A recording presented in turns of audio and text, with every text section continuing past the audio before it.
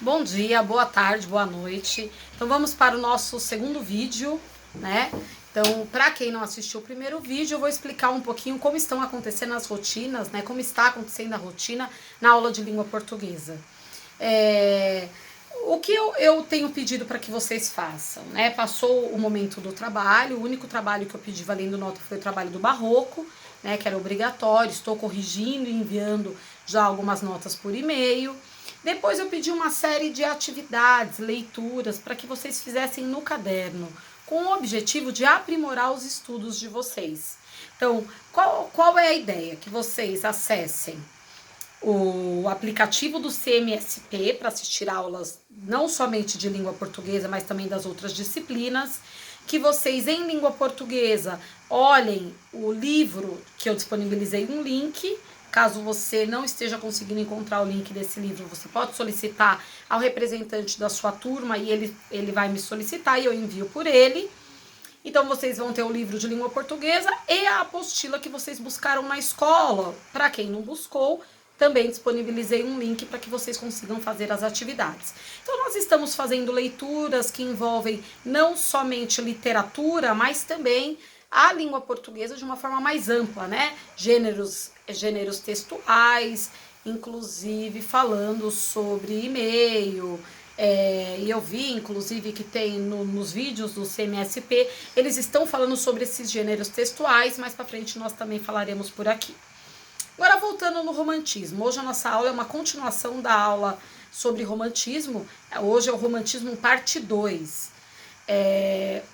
Primeiramente, o romantismo é uma escola literária, mas também um movimento artístico. Então, o movimento artístico e literário, né?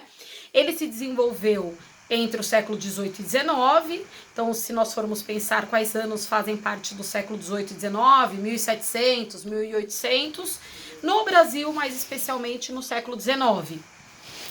Ele é um movimento criado pela burguesia, né? Quem produz a poesia, quem produz a prosa do romantismo são os burgueses. E com isso nós vamos ver, né, de forma bem clara, os valores burgueses.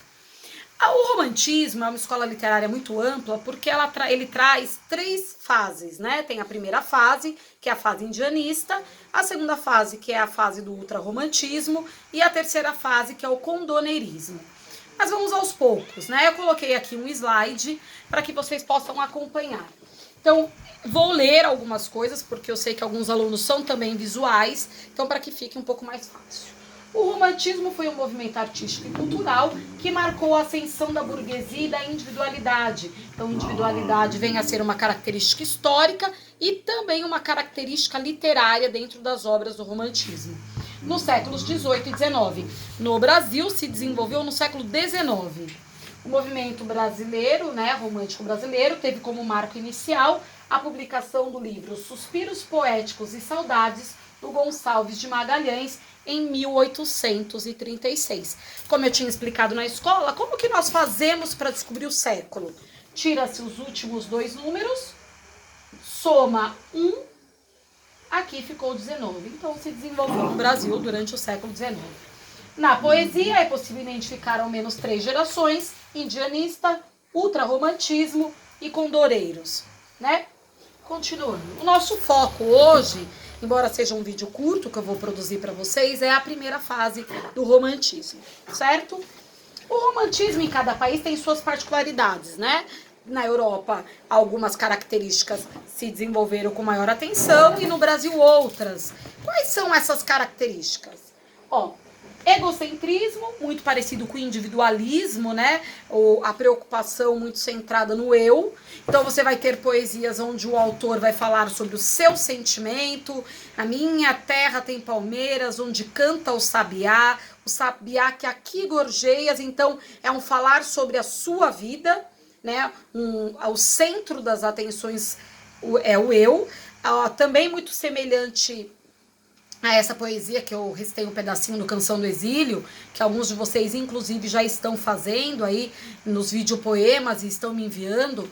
Aproveito o momento para parabenizar principalmente o segundo A, que teve um volume maior de envios de videopoemas. Os alunos que ainda não enviaram, eu ainda estou aceitando. Você pode fazer o seu videopoema ou o seu áudio, né, chamado de podcast, para poder recitar um poema e entrar nessa esfera do romantismo. Então nós vamos ter ali um outro poema também muito conhecido, que é o Meus 8 Anos, do Casimiro de Abreu, onde ele também fala sobre a sua experiência, sobre a sua vida ou a sua idealização. Porque uma das características do romantismo não é que é contar o que de fato aconteceu, é contar como eu gostaria que tivesse sido também. Então nós vamos dar o nome disso de escapismo, é uma fuga da realidade.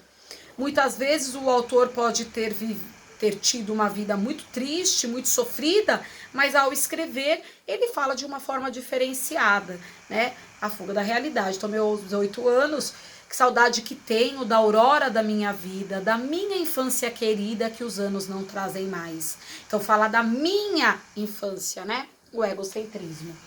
Sentimentalismo exacerbado.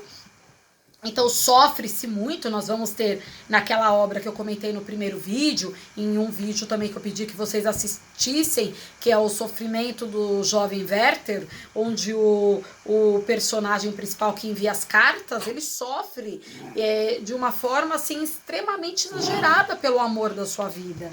Então isso é uma característica do romantismo. O nacionalismo, com foco maior na primeira geração, idealização do amor e da mulher e o tom depressivo, principalmente na segunda geração. Essa idealização da mulher eu comecei a falar na aula passada também, né? No vídeo passado, quando nós vimos aquele quadro onde uma mulher está com a bandeira da França, nós podemos ver ali, eu até comentei, a idealização da mulher, ou em várias outras obras, quando nós digitarmos para pesquisar obras do romantismo, nós vamos conseguir ver uma mulher sempre recatada, uma idealização, uma visão da mulher da burguesia. Aqui, primeira fase do romantismo.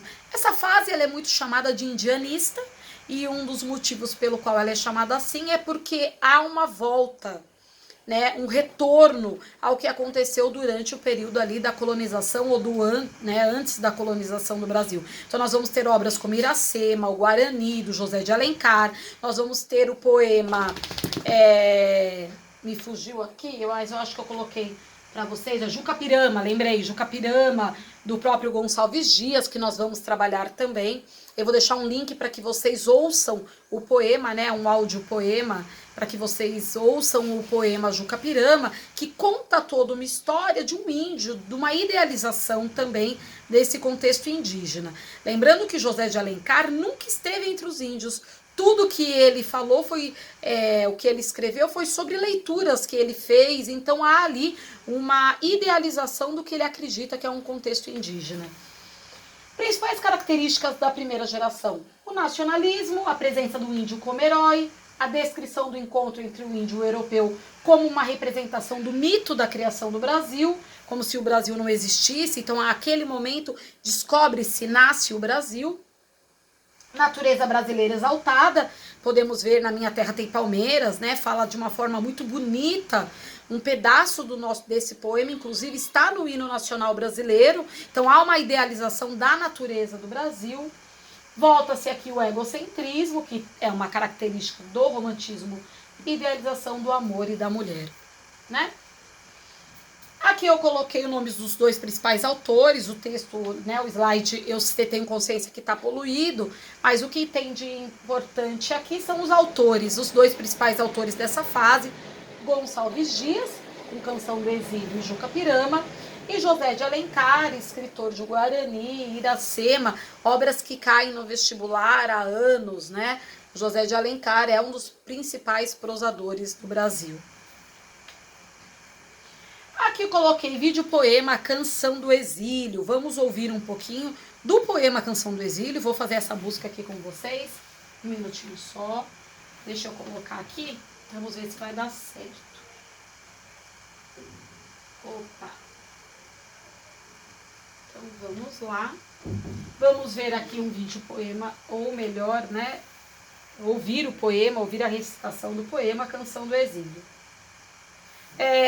Enquanto vai abrindo, eu recomendo que vocês acessem o Classroom. Ali eu vou estar colocando esse vídeo, por exemplo, que eu estou fazendo hoje, já vou colocar lá, vou colocar os links dos vídeos, eu vou também começar a colocar na minha eletiva, tá, gente? Vou começar a colocar atividade da eletiva. Nós estávamos trabalhando a introdução de textos dissertativos. Então, como se compõe aí uma dissertação. Então, lá na parte de tecnologia também pode dar uma olhada, eu vou colocar também um texto, isso para o segundo C, né? Que eu sou a professora de tecnologia do segundo C. Então, vamos lá, peraí. Canção do Exílio. Vamos ver o que... Esse aqui é um vídeo poema. Muito semelhante com o que alguns alunos estão fazendo. Volto a parabenizar, adorei um trabalho em grupo que vocês fizeram. Minha terra tem palmeiras onde canta o sabiá. As aves que aqui gorjeiam, não gorjeiam como lá. Nosso céu tem mais estrelas, nossas várzeas têm mais flores, nossos bosques têm mais vida, nossa vida mais amores. Em cismar sozinho à noite, mais prazer encontro eu lá. Minha terra tem palmeiras onde canta o sabiá. Minha terra tem primores que tais não encontro eu cá. Em cismar sozinho à noite, mais prazer encontro eu lá. Minha terra tem palmeiras onde canta o sabiá. Não permita, Deus, que eu morra sem que eu volte para lá, sem que desfrute os primores que não encontro por cá, sem que ainda viste as palmeiras onde canta o sabiá.